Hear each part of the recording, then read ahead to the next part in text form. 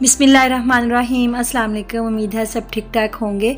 और रमज़ान ख़त्म हो चुका है तो रमज़ान की मतलब कि इख्तिताम की वजह से दिल बहुत ज़्यादा उदास था। और फिर जो अचानक चांद रात हुई ना, उसकी वजह से तो दिल और भी ज़्यादा उदास हो गया था। तो मैं आज आप लोगों के साथ अपने ईद की दिनों की थोड़ी बहुत रूटीन शेयर करूँगी। तो हुआ कुछ ऐसा कि मैं मतलब कि ईद जो चांद रात होती है ना, उसी दिन मैं केक वगैरह हर चीज़ बनाती हूँ जो भी पकाना होता है। तो इस दफ़ा मैंने सोचा था कि नहीं, मैं एक दिन पहले जो है ना वो केक बना लूँगी, आइसिंग वगैरह कर लूँगी, क्योंकि 30वां रोज़ा तो होना ही होना है। क्योंकि हम 100% श्योर थे कि इस दफ़ा 30 ही रोज़े होंगे, लेकिन ऐसा नहीं हुआ। कि बस ऐसा ही था कि जैसे ज़बरदस्ती की ईद हो गई हो, और बिल्कुल भी मुझे तो वो फीलिंग आई नहीं है कि ईद है। तो बस जो अचानक हमारी चांद रात हुई है ना, तो मैंने पहले तो केक तो मैंने मतलब कि 29वें रोज़े के दोपहर को ही बना लिए थे। उसके बाद फिर शाम को इफ्तारी वगैरह की, और उसके बाद फिर मतलब कि हमने तरावी वगैरह भी पढ़ ली थी और फुल नीयत थी हमारी 30वें रोज़े की। लेकिन 11:30 बजे ऐलान हो जाता है कि जी कल ईद है। तो मुझे इतना ज़्यादा अफसोस हुआ, इवन कि खुशी की बात थी लेकिन बहुत ज़्यादा अफसोस था, क्योंकि कोई भी तैयारी नहीं की थी, कोई प्रेपरेशन नहीं थी। तो मैंने जो केक बनाए थे, तो मैंने सोचा था कि मैं ना इफ्तारी के बाद मैं उनको आइसिंग कर लूँगी। तो लेकिन फिर मैंने सोचा कि नहीं, कल भी रोज़ा ही है तो मैं कल कर लूँगी। लेकिन फिर मेरे हस्बैंड कहते कि नहीं, सुबह ईद हो जानी है, जो काम करने हैं कर लो। तो मैं उनको कहूँ नहीं, आप चुप कर जाएं, कल ईद नहीं होनी है। तो लेकिन क्या था, ईद तो हो गई। फिर मैंने रात को तकरीबन 12:30 बजे तक दोनों केक की आइसिंग की, और उसके बाद फिर मेहंदी वगैरह लगाई, क्योंकि बहुत सारे काम करने थे। ना कपड़े प्रेस किए थे, ना कुछ और पकाया था, ना मीठा बनाया था, कुछ भी नहीं किया था। तो बस ऐसे ही मेहंदी वगैरह लगा के जब हम रात को सोए तो तब तक तकरीबन 3 बज गए थे। और फिर चना चाट के लिए मैंने चने भी भिगो के रख दिए थे कि अब ईद वाले दिन ही बनाऊंगी। तो ये था जी ईद का पहला दिन। सारी सफाई वगैरह की, काम शाम किए, मीठा बनाया, और उसके बाद फिर मटन कोरमा बनाया, और ये सारा कुछ खाना वगैरह पकाया। मतलब मुझे ऐसा ही लग रहा था कि ईद नहीं है, हमने बस पकाना है और खाना है और बस तैयार होना है, बस ऐसा ही था। मतलब कोई फीलिंग ही नहीं आ रही थी, क्योंकि अचानक से चांद रात हुई। मैंने बहुत कुछ सोचा था इस दफ़ा कि बहुत सारे काम मैंने पहले करने की कोशिश की थी लेकिन नहीं हुआ ऐसा। तो यहाँ पे मीरा उबैद जो है उनको मैंने तैयार कर दिया था, वो नमाज़ पढ़ने चले गए थे। मतलब कि उबैद और मतलब पापा और मेरे हस्बैंड नमाज़ पढ़ने चले गए, और अभी मीरब तैयार हो रही थी। तो यहाँ पे मीरब जो है उसकी फूफो उसको तैयार कर रही है। तो मीरब बहुत ज़्यादा एक्साइटेड थी, और इस दफ़ा उबैद थोड़ा बड़ा हो गया तो उसको मतलब कि अब समझ भी थी कि हाँ मैंने ईदी भी लेनी है। तो बच्चों को शौक़ होता है। तो बचपन में ऐसे ही होता था जब हम छोटे थे। तो मतलब कि वो दिन बहुत अच्छे दिन थे। तो सारी पहले से ईद की सारी तैयारी होती थी, चूड़ियाँ, जूते, हर चीज़ रेडी करके रखते थे। लेकिन अब जैसे बड़े हो गए, मतलब हम खुद अब हमारे अपने बच्चे हैं, तो अभी भी ईद बच्चों की ही होती है। हम बड़े तो अब क्या ईद होती है, तो बस खाना पकाना है और खाना है और बर्तन धोने हैं। बस मुझे तो यही अपनी रूटीन लगती है ईद की भी।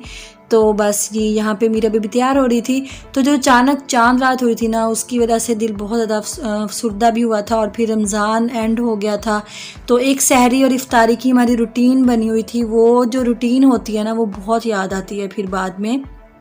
तो हमने तो यही सोचा था कि चूँकि अगले दिन न्यूज़ में भी आ रहा था कि नहीं, 30 का ही रमज़ान होना था, 30वां रोज़ा होना था। तो हम लोगों ने नीयत की है कि हम ईद के बाद अब 30वां रोज़ा भी जो क़ज़ा है ना वो करेंगे।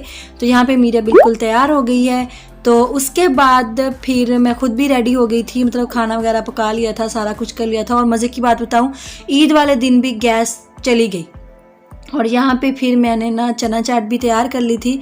तो उसके ऊपर फिर टमाटर पापड़ी, मतलब बहुत मज़े की बनाती हूँ। इसकी रेसिपी ऑलरेडी मेरे चैनल पे है, आप लोग देखिएगा और एक दफ़ा ज़रूर ट्राई कीजिएगा, आप लोगों को बहुत पसंद आएगी। तो प्याज वगैरह मैंने अभी इस पर नहीं डाले थे, मैंने सोचा था जब इसको मतलब कि खाएंगे ना तभी डाल लेंगे। कोई प्याज जो है ना वो अपनी स्मेल भी छोड़ देते हैं और पानी भी छोड़ देते हैं, इसलिए प्याज मैंने नहीं डाले थे। और टमाटर भी सिर्फ मैंने ऊपर डाला था, मिक्स नहीं किया था। अगर मैं मिक्स करती तो टमाटर भी अपना पानी छोड़ देता है। तो यहाँ पे चना चाट मेरी रेडी हो गई थी। बाकी चावल वगैरह हर चीज़ जो है ना वो भी पक चुकी थी। खाना वगैरह खाया और तकरीबन 12 साढ़े 12 1 का टाइम हो गया था। तो उसके बाद फिर मैं ख़ुद भी तैयार हो गई थी, और यहाँ पे फिर मैंने तैयार होना था। और नॉर्मली जैसे हम गर्मी थी तो बहुत ज़्यादा तो मैं तैयार नहीं हुई थी, तो बस रूटीन का ही हल्का फुल्का सा मेकअप किया था और बस फिर मैं रेडी हो गई थी। और ये जी ईद के पहले दिन की रूटीन थी और उसके बाद फिर ज़ोहर की नमाज़ पढ़ी और बस फिर शाम को ऐसे ही सारा टाइम गुजर गया, क्योंकि शहर में अब कोरोना की वजह से ना हम कहीं आ सकते हैं ना जा सकते हैं, इसलिए घर में ही सारी ईद गुजरी थी। तो यहाँ पे फिर मैं हो गई थी रेडी और ये था जी ईद का पहला दिन। और उसके बाद ईद का सेकंड डे भी कुछ रूटीन ख़ास नहीं थी, ऐसे ही दिन गुजर गया था। तो ईद के दूसरे दिन फिर सुबह नाश्ता वगैरह किया, उसके बाद सफाई वगैरह करने के बाद फिर हमारा प्लान था आयशा की तरफ जाने का। तो फिर प्लान चेंज हो गया, तो हमने उससे कहा कि हम फिर किसी दिन आ जाएंगे, तो अभी आप आ जाओ। तो उसके बाद फिर मैं तैयार हो गई थी और फिर किचन में काम करना था, तो तब तक मैंने कुछ सामान बाहर से मंगवाया था तो वो भी आ चुका था। और यहाँ पे चूँकि ईद का मौका भी था और कुछ स्पेशल भी बनना था, तो चूँकि ईद के दिनों में भी गैस की रूटीन वही थी जो आम डेज़ में होती है, तो इसलिए मैं बहुत ज़्यादा कुछ तो बना नहीं सकती थी, इसलिए फिर मैंने कुछ चीज़ें बाहर से मंगवा ली थी, शामी कबाब, सीख कबाब और साथ में रसमलाई। तो रसमलाई हमारे कैफ़े से चावल की है, बहुत ही ज़बरदस्त होती है, बहुत मतलब कि हमें बहुत ज़्यादा पसंद है। तो यहाँ पे फिर ये वाला सामान सारा मंगाया था, तो अभी मैं जब ओपन करूँगी तो आपको दिखाऊंगी, बहुत मज़े की होती है। तो जो लोग साथ कबाब में रहते हैं उनको तो पता ही होगा कितनी ज़बरदस्त और मज़े की होती है। और उसके बाद फिर ये चिकन नगेट्स मंगवाए थे और दोपहर के लंच में मैंने बिरयानी बनाई थी और साथ में मेरा प्लान था वाइट कढ़ाई बनाने का। और यहाँ पे बिरयानी को मैंने दम लगा दिया था और साथ ही जो मतलब कि सैलड वगैरह और सारी चीज़ें करनी थी वो भी साथ साथ ही कर ली थी। और चूँकि ईद का यानी कि सेकंड डे तो मैंने बहुत ज़्यादा कुछ किया ही नहीं था और रमज़ान की वजह से सारा दिन कुछ खाते नहीं थे, तो मेरा स्टमक इतना अपसेट हो गया था कि जो फर्स्ट डे सारा कुछ पकाया था वही सारा कुछ सेकंड डे चला। इवन किसी का भी कुछ खाने का दिल नहीं चाह रहा था, तो इसलिए सेकंड डे कोई ख़ास मतलब कि रूटीन थी ही नहीं, इसलिए मैंने सेकंड डे का कुछ भी आप लोगों के साथ शेयर नहीं किया है। तो ये थर्ड डे है। और दूसरा फिर यहाँ पे फ्राई कर रही थी मैंने शामी कबाब और उसके बाद दोपहर का खाना वगैरह खाया। तो मतलब कि जब गैदरिंग होती है तो बहुत अच्छा लगता है। और यहाँ पे ज़्यादातर हमारी फैमिली जो है वो सारी पंजाब साइड पे है, तो इधर सिर्फ आयशा ही है जो मेरी नंद है, हमने उसकी शादी इधर है की हुई है रहीम यार खां में। तो इस वजह से ज़्यादातर रिलेटिव्स हमारे इधर कोई है ही नहीं, इसलिए हम लोगों की सारी ईद जो है ना वो घर में ही गुजरती है। और अपने इधर सिटी में भी हम लोग मतलब कि इधर हमसायों में नेबर्स में एक दो घर हैं जहाँ मतलब आना जाना होता है। तो बस कोरोना की वजह से हम वो भी कहीं नहीं गए, तो सारी ईद जो है ना वो नॉर्मली घर में ही गुजरी। तो बस फिर बच्चों का जो ईदी वगैरह मिली थी उन्होंने बाहर से ही जो कुछ मंगवाना था, जिसने जैसे खाना था ऑर्डर करके वो थोड़ी बहुत इंजॉयमेंट कर ली थी। और बाकी यहाँ पे लंच मेरा बिल्कुल प्रिपेयर हो गया था और मैंने बिरयानी पकाई थी और इसकी रेसिपी मैं ऑलरेडी शेयर कर चुकी हूँ। आप लोग इसको एक दफ़ा ज़रूर ट्राई कीजिएगा, बहुत ज़बरदस्त बनती है। और उसके बाद फिर ये हमारे ईद के तीसरे दिन की रूटीन थी। तो नॉर्मली जैसा दिन गुजरता है वैसे ही, और चूँकि गर्मी भी बहुत ज़्यादा हो गई थी तो मैं बहुत ज़्यादा तैयार तो नहीं हुई थी, बस हल्का फुल्का सा ही मतलब कि मैंने सन ब्लॉक लगाया था और बस थोड़ा बहुत तैयार होके। तो इस दफ़ा मैंने तैयार होके सारी कुकिंग की थी, नहीं तो नॉर्मली मैं कुकिंग करने के बाद तैयार होती हूँ। तो मम्मा कहती कि नहीं तुम कपड़े भी पहन लो, तैयार हो जाओ, कोई मसला नहीं है, वैसे ही पका लेंगे। तो फिर हमने मिल के खाना बनाया और यहाँ पे खाना खाने के बाद फिर मैंने मीठा सर्व किया। तो ये है जी रसमलाई। तो जो साथ कबाब के लोग हैं वो तो लाजमी इसको ट्राई कर चुके होंगे और मैंने रसमलाई की रेसिपी भी शेयर की हुई है, अगर आपने देखनी हो तो आप डिस्क्रिप्शन बॉक्स में भी लिंक है और मेरे चैनल पे है, आप देख सकते हैं। तो उसके बाद फिर मैंने यानी कि वाइट कढ़ाई बनानी थी, तो उसकी फुल रेसिपी मैं आपके साथ शेयर करूंगी। तो बहुत ही मज़े की और बहुत ही ज़बरदस्त बनी थी। तो यहाँ पे लिया है तकरीबन मैंने 1 किलो चिकन, और चिकन थोड़ा सा बड़े साइज़ का आपने कट करके लेना है, चूँकि जो नॉर्मल कढ़ाई होती है उसमें थोड़े छोटे साइज़ की जो बोटियाँ होती हैं ना वो होती हैं, लेकिन वाइट कढ़ाई में थोड़े बड़े साइज़ की बोटी जो है ना वो अच्छी लगती है, क्योंकि इसमें हमने इसको दही के साथ ज़्यादा कुक करना होता है। तो यहाँ पे 1 किलो चिकन लिया है, उसमें 2 मीडियम साइज़ के प्याज जो है उनको रफली कट करके डाल दिया है, और साथ में मैंने इसमें डाला है सिर्फ 1 टेबल स्पून लहसुन का पेस्ट। अदरक अभी नहीं डाला है, अदरक हम बाद में डालेंगे। और उसके बाद इसमें मैंने डाला है 1.5 टीस्पून नमक, और नॉर्मली 1 किलो चिकन के लिए इतना नमक इनफ होगा, तो इसलिए मैंने 1.5 टीस्पून नमक डाल के, और साथ में जो नॉर्मल ग्लास होता है हम घर में यूज़ करते हैं वो 1 ग्लास मैंने इसमें पानी का डाला था, और डाल के इन सारी चीज़ों को मिक्स करके तो हमने तकरीबन इसको 7 से 8 मिनट के लिए मीडियम फ्लेम पे छोड़ देना है। इससे हमारा चिकन जो है वो तकरीबन 40 to 50% कुक भी हो जाएगा और इसका कलर भी चेंज हो जाएगा। और प्याज जो है हमने इसको बहुत ज़्यादा गलाना नहीं है, बस ये है कि इतने 7 से 8 मिनट में प्याज जो है वो अच्छी तरह से सॉफ्ट हो जाएगा। तो यहाँ पे अभी मैंने इसमें कोई भी स्पाइसेस ऐड नहीं किया, हमने इसको ऐसे ही कुक कर लिया है। तकरीबन 7 मिनट मैंने इसको मीडियम फ्लेम पे कुक किया है कवर करके, और 1 से 2 दफ़ा मैंने इसको दरमियान में चमचा हिला दिया था और फिर से कवर कर दिया था। तकरीबन 7 मिनट मैंने इसको कुक किया है। और मसालों में इसमें जाएगा 1 टीस्पून मैंने लिया है यहाँ पे वाइट पेपर, इसमें स्पाइस के लिए 1 टीस्पून ज़ीरा लिया है और 1 टीस्पून धनिया पाउडर लिया है, और आधा किलो मैंने यहाँ पे दही लिया है। 1 किलो चिकन और आधा किलो दही, उसको मैंने अच्छी तरह से विस्क कर लिया है। और ये स्पाइसेस जाएंगे, थोड़ी सी हम काली मिर्च भी इसमें ऐड करेंगे, लेकिन वो एंड पे ऐड करेंगे।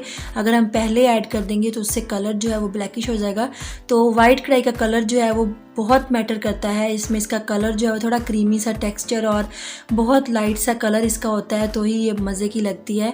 तो यहाँ पे 7 से 8 मिनट मैंने इसको पानी डाल के जो सारी चीज़ें प्याज और लहसुन डाल के कुक कर लिया है। तो प्याज अभी अच्छी तरह गला नहीं है, सिर्फ सॉफ्ट हुआ है। तो अभी हमने इसको अच्छी तरह से मिक्स कर दिया है और अब हम इसमें डाल देंगे दही, और दही डाल के हमने इसको पकाना है। और फ्लेम मैंने इसको अभी भी मीडियम पे ही रखा हुआ है। और दही जब आप इसमें ऐड करें तब आप फ्लेम को बिल्कुल स्लो कर दें और दही डाल के फिर आप इस फ्लेम को हाई कर दें, यानी कि मीडियम पे ले आएँ। तो मीडियम फ्लेम पे मैंने इसको फिर से 4 से 5 मिनट के लिए कवर करके पकाना है, और उसके बाद फिर हम इसमें मसाले ऐड करेंगे। तो अभी मैंने इसमें कोई भी मसाला ऐड नहीं किया है, पहले इसको 1 गिलास पानी डाल के कुक किया है और उसके बाद इसमें दही डाल के इसको हमने कुक कर लेना है 4 से 5 मिनट कवर करके। और उसके बाद फिर मैंने इसमें साथ ही मसाले ऐड कर दिए हैं, और इससे क्या होगा कि दही का पानी भी अच्छी तरह जो है वो भी ड्राई हो जाएगा और साथ में हमारे जो स्पाइसेस हैं वो भी कुक हो जाएंगे। तो अभी जब तक हमारे स्पाइसेस कुक हो रहे थे तो मैंने सब्ज़ मिर्ची वगैरह कट कर ली थी। तो यहाँ पे 3 से 4 सब्ज़ मिर्चों को मैंने सेंटर से कट लगाया था और 2 से 3 सब्ज़ मिर्चों को मैंने वैसे कट कर लिया है, और साथ में लिया है अदरक। और इस स्टेज पे अब हम इसमें अदरक ऐड करेंगे और साथ में सब्ज़ मिर्चें। तो अभी तकरीबन 4 से 5 मिनट हमने इसको दही और जो मसाले डाले थे उसके साथ कुक कर लिया है। तो अब इसको आप देख सकते हैं बहुत ज़बरदस्त सी हमारी ग्रेवी जो है वो भी तैयार हो गया और पानी जो दही का था वो ऑलमोस्ट ड्राई हो गया है। तो यहाँ पे इसका मसाला आप देख सकते हैं बहुत ही ज़बरदस्त बन गया था। तो अभी हम इसमें डालेंगे, इसको अच्छी तरह से मिक्स कर देंगे और फ्लेम को मैंने अभी लो पे कर दिया है। और अब हम इसमें डालेंगे, अभी चिकन जो है वो तकरीबन 90 to 100% डन हो चुका है। और अब मैंने इसमें डाला है 1/2 कप ऑयल। आप घी भी डाल सकते हैं, ऑयल भी डाल सकते हैं, तो मैंने यहाँ पे ऑयल डाला है। ऑयल डाल के हम इसको भूनेंगे और साथ ही मैंने इसमें डाल दी हैं सब्ज़ मिर्चें जो हमने कट की थी, और साथ में डालूंगी मैं अदरक जो हमने लंबा लंबा कट किया था। इसका बहुत ज़बरदस्त टेस्ट आता है और खुशबू भी बहुत अच्छी आती है, इसलिए मैंने इसको ऐसे कट करके जूलियन कट करके डाला है। और साथ हम इसमें डालेंगे 1/2 टीस्पून काली मिर्च, सिर्फ 1/2 टीस्पून डाली है क्योंकि स्पाइसेस के लिए तो हमने इसमें वाइट पेपर डाल दी थी, और ये ब्लैक पेपर सिर्फ हमने 1/2 टीस्पून डालनी है। और यहाँ पे मैंने इसको 3 से 4 मिनट भून लिया है और ऑयल बिल्कुल सेपरेट हो गया है। तो ये क्रीम है, बहुत ही ज़रूरी है इसमें डालना। और इसमें मैंने तकरीबन 100 ग्राम यानी कि 200 ग्राम का पैकेट था, उसमें से मैंने 1/2 पैकेट इसमें डाल दिया है। और फ्लेम को लो टू मीडियम पे रख के हमने इसको 2 से 3 मिनट कुक कर लेना है ताकि जो ऑयल है वो अच्छी तरह सेपरेट हो जाए और क्रीम जो है वो भी कुक हो जाए। तो यहाँ पे आप देख सकते हैं ग्रेवी बहुत ही ज़बरदस्त और शानदार तैयार हो चुकी है। तो बहुत ज़्यादा मसाले भी इसमें नहीं जाते हैं और इतनी मज़े की बनती है, आप इसको नान के साथ खाइएगा, बहुत मज़ा देती है।